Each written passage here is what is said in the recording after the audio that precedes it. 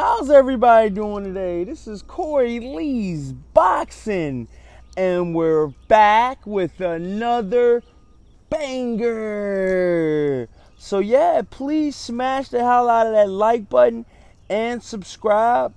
And then definitely hit that bell icon so you can get updated on all our, spontaneous live shows and all of the hot content that I'm dropping. So with that being said, in a recent article that I was reading, Anthony Joshua has 24 hours to make up his mind whether he's fighting Deontay Wilder or, Alexander Povetkin, because the WBA has mandated that he has 24 hours.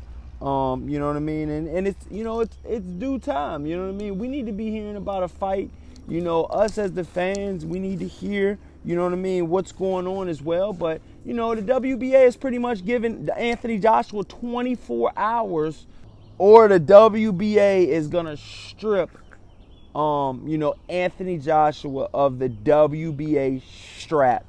It looks like Alexander Povetkin's team is, working very diligently behind the scenes, and they're trying to push for this fight to get made ASAP.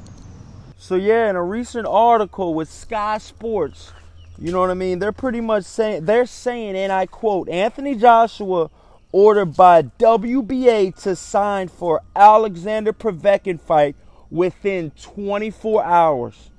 And it's one of those type of deals where he needs to get, he needs to, fight either Alexander Povetkin, or he needs to fight, Deontay Wilder. Anthony Joshua cannot keep doing this rope-a-dope, stringing people along. You know what I mean? Is he going to fight Deontay Wilder? They keep playing with the contracts. We don't know if they're being serious or not. You know what I mean? We need to know. Us as fans, that pay for this type of stuff, we need to know. We want to know, is this week, there's, Shelly Finkel saying that they're sending the contract back and, all of this stuff. But, it looks like the WBA is not for all the shenanigans. You know what I mean? Eddie Hearn has a lot of shit with him. And, when you get signed to Eddie Hearn, you have to go through this type of shit.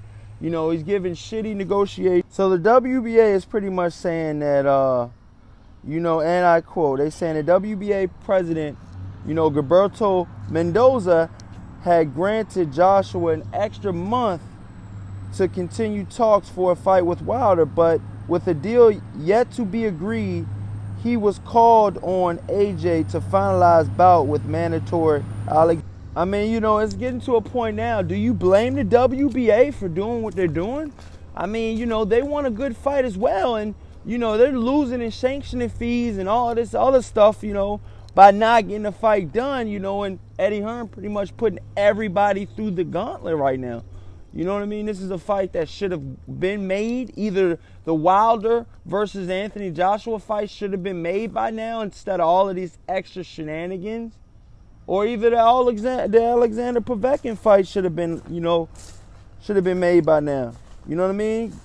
Gilberto Mendoza said, and I quote, today the WBA requested an answer from Anthony Joshua's team regarding his fight with the mandatory challenger Alexander Povetkin. And I quote, the WBA have allowed over a month extension to negotiations with Povetkin, and also ongoing discussions with Deontay Wilder. It appears with the Wilder team have not returned the contract for the fight, and therefore we are requesting a date for Joshua versus Povetkin fight with immediate effect. Wow. So, the big dogs over there at the WBA, they're pretty much giving, Anthony Joshua ultimatum. You know what I mean? Keep, dealing with Eddie Hearn and dealing with all of these bullshit negotiations, or pretty much you're getting stripped, buddy, of your WBA title. Right now, Alexander Povetkin is the mandatory challenger for, Anthony Joshua. And you know, he just came off of a you know, a knockout win over David Price.